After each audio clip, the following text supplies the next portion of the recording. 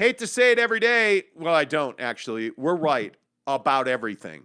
How about that? Well, we're not right about everything. But yesterday, Bleacher Report's Jake Fisher, who generally puts on delay 6 weeks what we report and then reports it, reported yesterday that Donovan Mitchell is committed to the Utah Jazz through the summer. I'm not really sure what that means. I actually like Jake Fisher's work. I read him quite a bit. I don't know what that means, committed to the Jazz through the summer. What I can tell you is what we've been reporting since the turn of winter, whatever that means. Yeah. We reported in December and January, all the way back then, that Donovan Mitchell has been told by the Utah Jazz, Ryan Smith and Danny Ainge have told Donovan Mitchell directly they are going to build this team around him. They will spare no expense to win a championship with Donovan Mitchell, and that they are going to dramatically remake this roster, and that he is the only person that is untradeable. They have rebuffed offers, as we reported at the NBA trade deadline. The New York Knicks called the Utah Jazz repeatedly to inquire about Donovan's availability. The Utah Jazz said he was not available and did not entertain the conversation. Donovan Mitchell has told the Utah Jazz that the only caveat for him being a Jazz man is that he does not want to go through a prolonged rebuilding process where he is on a losing team for multiple years in a row. 3-4 years in a row where they don't win. They don't compete. They're not a playoff team. The Utah Jazz, Ryan Smith specifically told Donovan Mitchell that was not going to happen, that they were going to do everything that they could do to remake this roster, to build to his strengths as a player, put talent around him that helps Donovan Mitchell and the Utah Jazz win a championship. So yesterday, Jake Fisher at Bleacher Report reported that Donovan Mitchell is committed to the Utah Jazz through the summer. And I'm not trying to be any kind of a jerk about this, Jake. I don't know what committed to the Jazz through the summer means. But talking to people around the NBA yesterday, talking to my Jazz sources yesterday, nothing has changed. Nothing. And to further, expound on this point, I was told yesterday by sources at the Utah Jazz that conversations with both Donovan Mitchell and Rudy Gobert have been open, they have been honest, and they have been ongoing. That this year was a very different, postseason checkout year in that they didn't have one single, postseason meeting. That they have continuing conversations, which is not surprising, is not, should not be odd. That's what you do with your star talent. But these continuing national reports that Donovan's demanded a trade, that Rudy Gobert has told the Jazz it's him or Donovan, could not be further from the truth. Yeah. Could not be further from the truth. I will again reiterate what we have reported about these two guys, Donovan Mitchell and Rudy Gobert. Rudy Gobert has told the Utah Jazz directly, I want to be a Jazz man, but I am open to a trade. Rudy Gobert told the Jazz he is frustrated that he is a scapegoat on defense. He feels like there is a lack of accountability from Quinn Snyder and the coaching staff down to the players about effort, energy, efficiency on defense. And Rudy Gobert is frustrated that he is not a larger part of the offense. He has never demanded a trade from the Jazz. He has never said, if Donovan's here, I won't be. None of that has ever happened, at least not to this point on Wednesday, May 25th, 2022. Donovan and Rudy have not demanded trades. And again, if we're going to sit here and talk about what is happening with this team, they have a plan in place. There is nothing currently in the works to trade either one of those players. The Jazz have zero intention or appetite to trade Donovan Mitchell. And they are just now playing the waiting game in the NBA. Once the playoffs end, once the finals are over, once the draft happens and you get into free agency, that's when I think you're going to see moves. I think the Jazz are going to do what they can do to trade back into the NBA draft. It's going to be very difficult. I think they know it's going to be very difficult. And from what I understand, they realize that they have some young talent on the roster and that this roster is probably not best served by bringing in, lots of young players. that they are going to go out and they are going to try and acquire proven NBA talent on the wings. That's what their main purpose and goal this offseason is. Yeah, and I think that, the best point you make there is that, they're playing the waiting game. Right now, you're just waiting for things to end so that you can start taking action and creating the team that you want the Jazz to be. And that's why I say, like, this isn't, like, with all due respect to Fisher over at Bleacher Report and everything, I agree, does good work. Like, this narrative and this conversation, for those of you who listen every day and for those of you who follow the show, we've been talking about it for months, and the plan is unchanged. And frankly, I will go a step further and say that we've also heard that there is some frustration with some things that get reported about the team, and whether that's locally or nationally, and that's why I say, like, you have to understand that this time of year, you're going to see this a lot, in my opinion. You're going to see, oh, well, Don's going to the Knicks, or they're going to trade Rudy to the Warriors, even though that's never going to happen. Like, even though the Jazz would never send an all-defensive guy, a defensive player of the year guy, like a guy of that caliber, you're never going to send that guy to a team that you're likely going to have to beat the next 3-4 seasons to accomplish your goal. Why would you do that? That doesn't make any sense. So my point here is just that, yeah, the plan is to build around Don. My firm belief and the show's belief is that they're going to trade Rudy Gobert once things are finished up in this league calendar year, and the new year comes around and everything's going.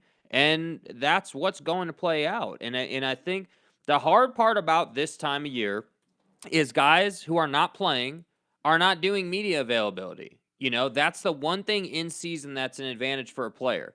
When things are said in season, you can hop on the mic the next day and say, hey, this is what it actually is. This is A plus B equals Donovan Mitchell is going to be a Utah Jazz man.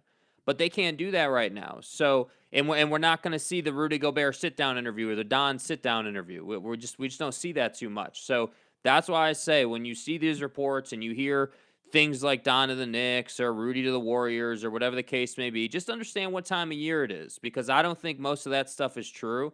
I think what's true is Rudy's going to get shipped out east, Don's going to be here, and they're just going to have to make the best of it in terms of what this team's going to look like based on what they can do in the draft and in the trade market. Yeah, and I think the hard part is separating fact from fiction. And you know what? We talk about it a lot with the local media here. I think the national guys get so much more information than the local guys do because their relationships are better. Frankly, again, I look at guys like, Woj or Shams or guys like Tim McMahon. They have better relationships at the Jazz than the local guys do. And it creates frustration amongst the fan base because you don't have a consistent flow of information on this team. You really don't. And the issue is that in most major markets, and I would go as far as to say the Lakers, Bulls, Knicks, Celtics, you have local guys that are invested in those teams. So you have a consistent message. You have consistent information. You know what's going on with those teams and those players on a regular basis. And I think that's part of the problem in Salt Lake City is that you don't have that because we are such a different town than just about every other town in the NBA. And so when you see guys like Jake Fisher, and again, I'm trying to figure out, and maybe this is just me, I don't know, what is committed to the Jazz through the summer mean? That was the other thing. Like, logically speaking, it doesn't mean anything. Like, with all due respect, like, if you look at the timeline of the NBA and free agency and the trade market and everything, so he's committed to the Jazz through the summer. So is that to say that Donovan Mitchell is not committed to the team next season? Is that what that means? Like I'm not trying to play semantics, but when you say, hey, he's committed to the team through the summer, okay, does that mean that Donovan Mitchell just hasn't requested a trade and that he's going to be here next season? That's what I'm saying. When you kind of look into the statements that are made, we're telling you he's going to be here. They're going to build around him, and they're likely going to have to move Rudy, Bogey, and you may even see Mike Conley go, but that's kind of on the fence depending on the conversation they're having with whatever team it is. That's what we've been telling you definitively for probably the last 100 days on the show. Like, that's what we've been telling you. Easily. So when I hear, hey, he's committed to the team through the summer, that doesn't really tell us anything. That's different than saying, hey, well, he didn't request a trade, and Don's going to be here through the duration of this extension that he got, or Don is not on the trade block. It's a non-starter. The Jazz are committed to him, and he's committed to the team, for the foreseeable future. Okay, that's different. Then I can work with that. I can say, okay, so Don's going to be here. It's kind of everybody else that they're working with. So that's my point. What does that even mean? He's committed through the summer. Strange. Like with NBA timelines, it does not make sense. And that's why I'm saying this isn't the bag on Jake Fisher show or like say that Bleacher Report guys don't know what they're talking about. But all I'm saying is that it's silly season right now. Rudy to the Warriors. Don's committed to the team through the summer. These things don't make sense. They don't pan out logically, and that's why I don't believe them. Yeah, I think when you hear stuff like, oh, the Jazz are going to trade Rudy to the Warriors, like, how do you know? Like, do you really think the Warriors are focused on their summer plans? But just think about what they'd have to give up for that even to be a conversation. And the mountains you would have to move to make that a reality. Like, it's just crazy. And when I talk about, like, what does it mean committed to the Jazz through the summer? Oh, well, he's going to wait and see what the Jazz do in free agency? Okay, and then what? Right? Do you think they're trading Donovan Mitchell in September? Do you think they're trading Donovan Mitchell October, November, December? They're not. What the fuck are you talking about? Do you think Don's going to go to Ryan Smith in September and say, yeah, I want to go to the Knicks? What? Think about how little sense that makes. You don't commit to your team through the summer. Yeah. Like, are you waiting to see what they're going to do in the draft? Here's the part that guys like Jake Fisher don't understand. Donovan Mitchell is part of the planning process. Yeah. Donovan Mitchell is not just chilling, waiting for, Woj and Shams and Jake Fisher and anybody else to tweet about what's happening in his career. Yeah. Donovan Mitchell doesn't use his agent to talk to Ryan Smith.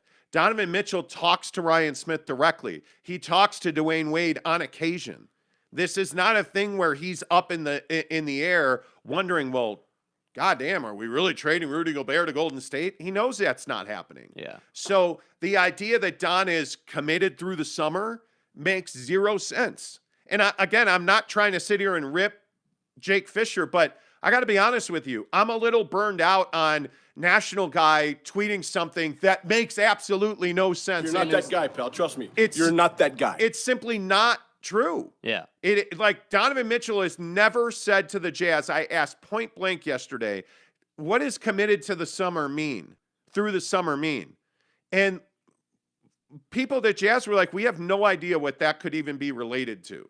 And I did lob a call into Donovan Mitchell's camp. They did not get back to me. Yeah. Not a surprise. Yeah. We're nobody. I totally understand that. Yeah.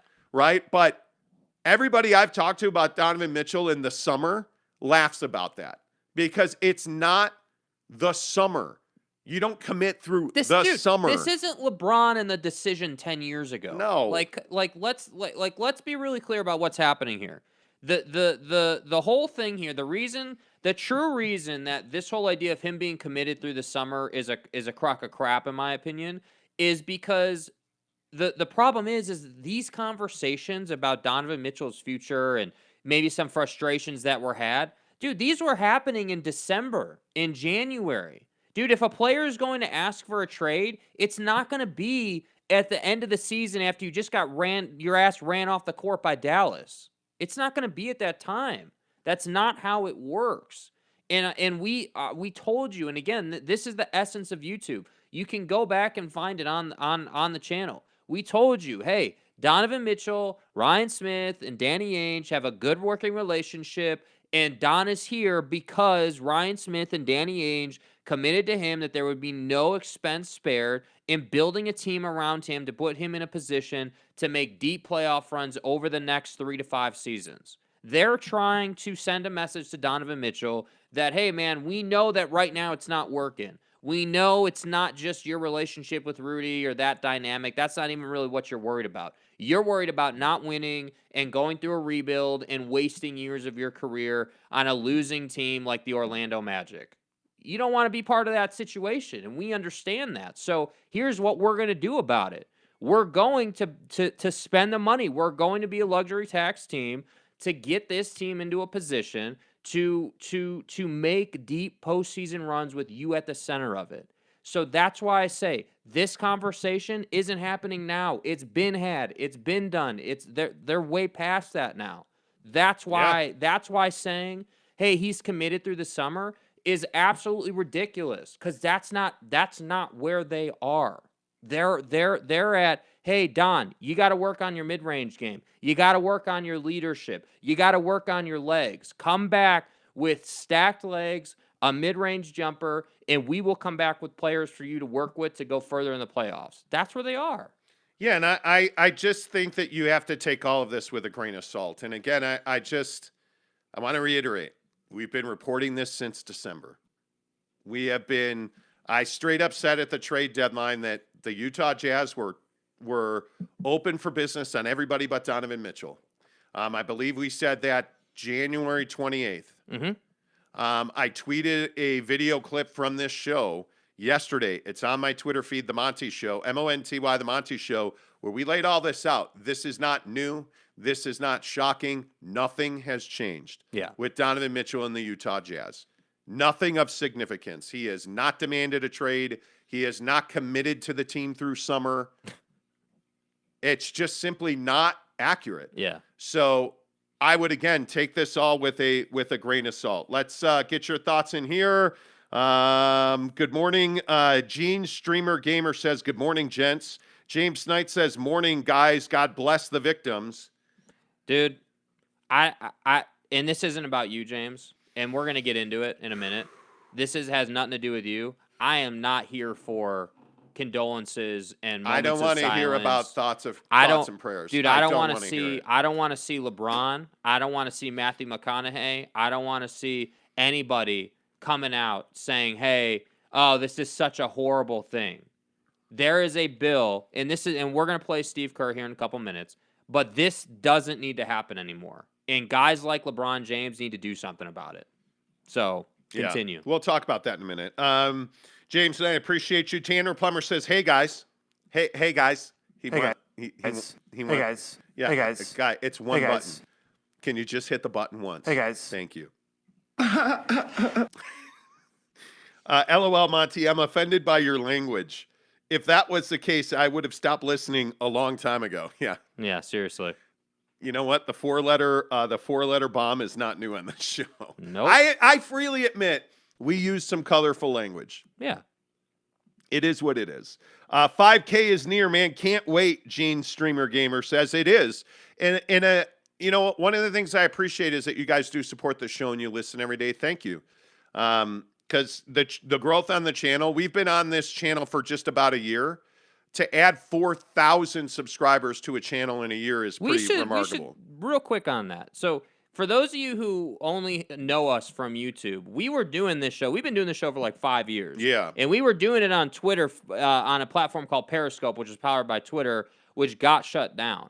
So we've only actually been on YouTube for, like he was just saying, for like a year now. So that's what I'm saying. This show is still in its baby steps. It's still young. But it's moving. It's absolutely moving, for sure. And it's crazy to think back to the days where, like in 2015 when we were doing shows, with an iPhone camera. And, like, it's amazing the way that this show has evolved.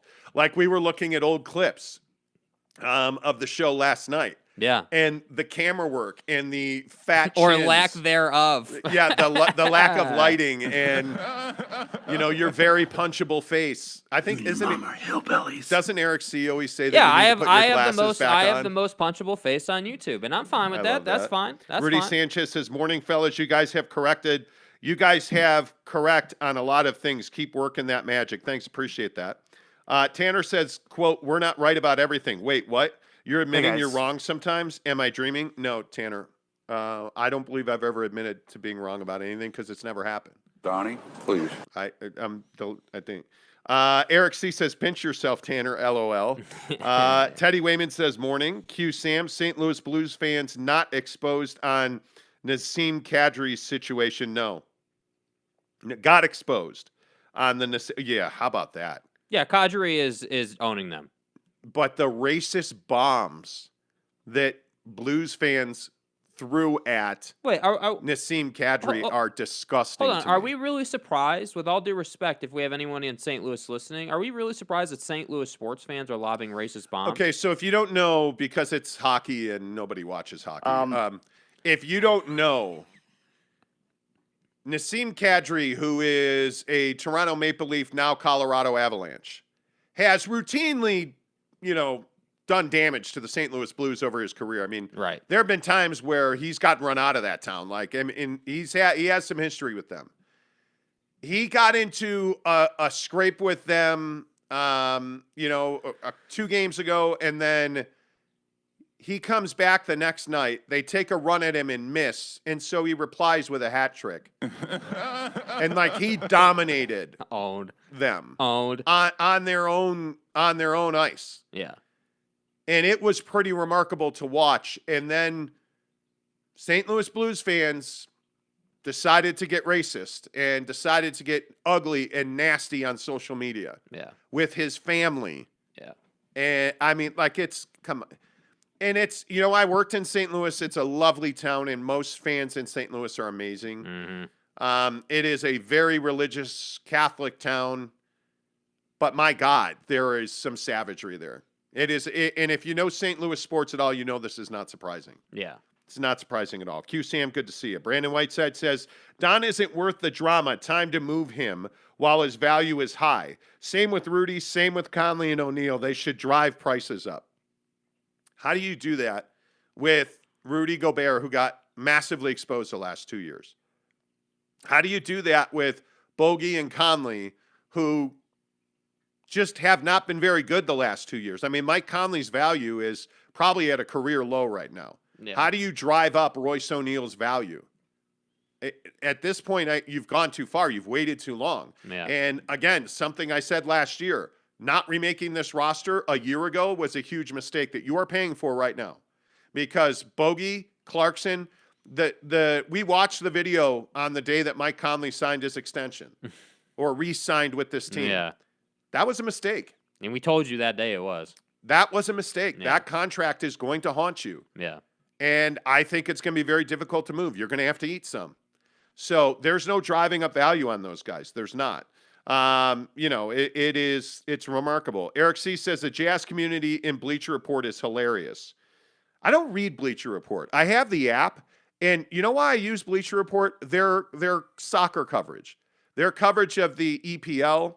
I'm trying to get into RSL because so many fans of the show are RSL fans, and I am pretty consistently asked my thoughts on RSL, and I'm trying. Anyway, here nor there. Bleacher Report offers really good English Premier League coverage. I'm a huge Chelsea football fan. So that's what I read Bleacher Report for. I really don't read much else. Yeah. Outside of that. It's a community-based platform, frankly, that I don't think has a whole lot of credibility. They do some pretty good NFL draft stuff, but other than that, I just consume it for EPL. I mean, where do you get your NBA news from? Twitter most of the time. I mean, that first initial, hey, this happened, or I mean, Yeah. First I should say most of the stuff that, like, the main stuff that happens, I watch it live. I mean, most of the time. I mean, in season, it's kind of hard to do that because there's like 20 games or whatever going on at once. But, if you watch the game enough, you know what matchups, even if it's, the random matchup, you know what matchups are going to probably put out some news. So that's why I say, like, most of the time, you'll catch it live if you're us. But then I think Twitter is probably the main thing. And I'll go on the record and say I don't enjoy Twitter, but it has a purpose. It absolutely has a purpose. Well, and I think the interesting thing about the NBA is the NBA is a culture on Twitter. Like, it is absolutely, the guys that you want to interact with are on Twitter. I mean, and as far as news goes, like, I still think Adrian Wojnarowski's the best in the business. I follow him. I follow Shams. Like, Tim McMahon is fantastic. Yeah. I think ESPN does the best NBA coverage. Other than that, there's not a whole lot of people that you can follow. There's not a whole lot of, like, Sam Amick, Bleacher Report, or The Athletic, excuse me. Tony Jones, obviously, I talk about almost every day. It's not about the publication, to your point. Like, it's about the guy. Yeah, it's the guy. It's the guy. Yeah. So that's why I say, like, with all due respect to the, to the Jazz rumor mill this offseason so far, like, who's the big heavy hitter NBA circles putting out ridiculous rumors on the Jazz? It's not Woj. There's not anybody doing it. Yeah. Like, if you look at Woj, if you look at Shams, if you look at Tim McMahon, like, the reason that you don't see people that are plugged in with the Jazz putting out news every single week is because there's not a lot to report right now. Yeah. And the As reason there shouldn't be. Exactly right. Like, you're in dead zone right now. internal. For teams that are not in the NBA playoffs, there's not news to talk about at this moment. And I think that's why you see people reporting that, oh, it's him or me. Okay. You're grasping at straws. Yeah. I mean, and what you're going to see routinely, and again, I am going to do it this time, but like when you look at our news that we've reported, note that a week later, 2 weeks later, an avalanche of national guys report that same story. If you pay attention, you'll see it. Where's the national reporting on him or me from Rudy Gobert? Where's the national story on, hey, it's Donovan Mitchell's committed to the Jazz through the summer? Where's the national story from Woj on Don going to the Knicks?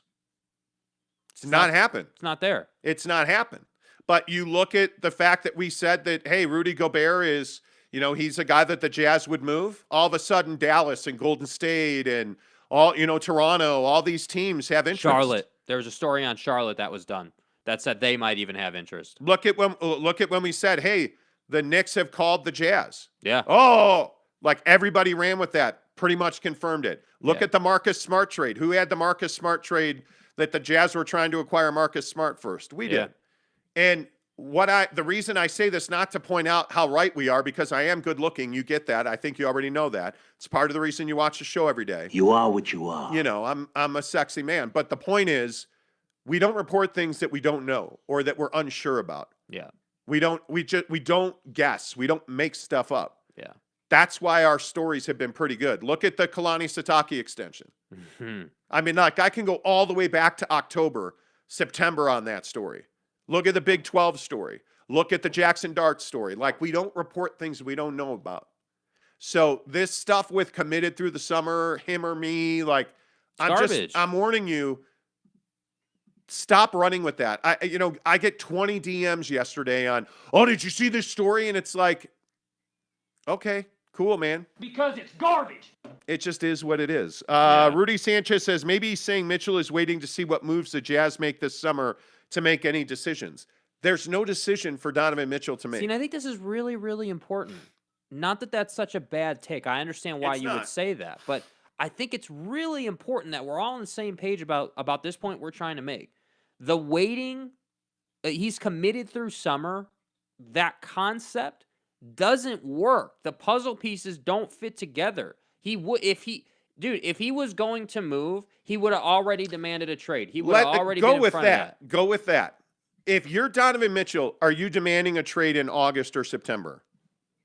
What good does that do you? Think about it. As an NBA player, and it's so funny, OTAs in the NFL are going on right now. OTAs are happening right now. And there was this whole thing about how, Aaron Rodgers isn't going to be at OTAs because he's Aaron Rodgers and doesn't need to be there. If you're Donovan Mitchell, are you really going to request a trade in August when camp starts? And I think it's September or whenever it starts. Look at Kyler Murray. Kyler Murray is perfect not example. reporting to OTAs. He is not participating with the Arizona Cardinals because he wants a new deal. But who is? Khalil Mack is at Chargers camp. Khalil Mack is there. He's on a new team. He needs to be there. He knows that. So Don's not going anywhere, Guys man. play the leverage game. Yeah. Guys play the leverage game routinely. Yeah. When you look at a him or me scenario, Another ridiculous take. when has Rudy Gobert ever been that guy? You can criticize Rudy Gobert for a lot of things. But he is the mistakes that Rudy Gobert has made chemistry-wise. By the way, another story. Yeah. Who was first to report there were issues in the locker room? We were. And it absolutely was true. When we reported it then, when we report it now. Yeah. The mistakes that Rudy Gobert makes are out of desire. They are out of wanting to win. Those are the mistakes that Rudy Gobert makes. He doesn't make I'm just an asshole who is selfish. James Harden. That's not Rudy Gobert. Yeah, he's not that kind of player. Rudy Gobert cares deeply about his career and his success and the success of his team. He absolutely cares about it. Yeah. So he's not a guy that's like, oh, him or me. That's not who Rudy Gobert has ever been. He's never operated that way. So anyway, all of this to say, do some just simple math on rumors, right? Like, would Donovan Mitchell commit through the summer to then demand a trade after free agency's done? What are you even committing to? What do you mean? What does that even mean, dude? It's not how Don has ever operated. That kind of, you don't put a gun to Ryan Smith's head and said, well, if you don't have a good free agency period, we're out. How about that? That's just not who Donovan Mitchell or his camp has ever been. Yeah. It's ridiculous. Anyway, let's see. Brandon Whiteside says, happy not happen. Imagine trying to move heaven and earth to make CJ McCallum happen until Don levels up his game. He needs to quit and get in the gym. Quit what, though? I don't know what. I don't understand quit what you're getting at there. JK, good morning to you. He says, as crazy as it sounds, I'd love a trade of Conley plus stuff for Westbrook. Expiring contract and would bring toughness to a soft team, although Westbrook wouldn't be a fan. Yeah, the media and the fan base would never embrace Russell Westbrook. He's had a rough go in Salt Lake. Yes, he has. Absolutely. Yeah. I mean, it is what it is, I guess. I don't know. Eric and Raleigh says the Warriors can't possibly want Rudy. I would agree with that. Jeremy Bolton, good morning to you, my friend. By the way, new Alex Caruso story out today. You cursed it. He tweeted, and it's hysterical. This is why I love Alex Caruso. Yeah. They tweeted a story about weed in Texas, and Alex Caruso tweeted the staring emoji. Like, it's hysterical. The guy gets arrested with weed in his bag in Texas. They tweet a story about weed in Texas, and it's awesome. It's awesome. Jesus Christ destroys atheism. What's up, my man? Good to see you. He says, I don't think Utah is going to make a deal with Golden State for Rudy, but they would get the better end of the deal because the proposed trade that's been reported a lot would be Andrew Wiggins, who, by the way, he'll never be this Andrew Wiggins again. I want to make sure we're all clear on that. I would agree with that. He will never be this guy again. Most likely Looney, not Wiseman, but Looney and Otto Porter as well as a couple of picks. It makes no sense for the Jazz to acquire Andrew Wiggins and Otto Porter. No. And Kevon Looney. No. By the way, Kevon Looney won you a playoff game doing what? Scoring points, getting key rebounds, playing really good defense on Luka. So my point is, you're not giving up. Think about what that would entail for the Golden State Warriors. Well, we're going to get Rudy Gobert, and we're going to give up like a pile of depth players. Yeah. Andrew Wiggins, A, you cannot afford him. Yeah. B, he's vital to their team. And C, Rudy Gobert fits no bill that they currently need filled. None whatsoever. So, by the way, I'd also point out you'd have to have a third team involved in that trade because both teams are salary strapped. So it would be very difficult to make a head up. Well, you give us one player, we'll give you 11 of our guys. We'll throw in Clay's old knee ligament, too. It doesn't make any sense at all. Teddy Wayman says, I think Bogey, Conley, and Royce are for sure going to be traded. Utah needs some picks in this draft. I don't know that you're going to be able to trade into a significant position in this draft. And again, from what I understand, that's not the focus the Jazz have. The Jazz are not focused on acquiring, a lottery pick in this draft or even because when you trade a human being for a draft pick, you have to fill that roster spot. Yeah. So does it help you? Sure it does. It gives you draft capital and it gives you a roster spot to make another trade. And it opens up a salary slot. Okay, I get that. But when you look at the Jazz getting draft picks here, I mean, you can look at Azubuike, you can look at Trent Forrest, you can look at Jared Butler. Quinn Snyder, who's going to be your head coach, has historically not played young guys. Mm-hmm. And if you're going to win a championship, Point me to the championship team who contended with super young players in the lineup. Because right now, you're looking at a team in Golden State that's got rural quality young guys. Memphis, I would say, is the only one that's even remotely close to that model. But Memphis, all their young guys now are third-year players. Yeah. So if we're And on they this took the beating. if we're on this Donovan Mitchell train, Donovan's not going to lose for 3 years the way Memphis did. Yeah. Like Memphis, terrible playoff team. Now they were an elite team.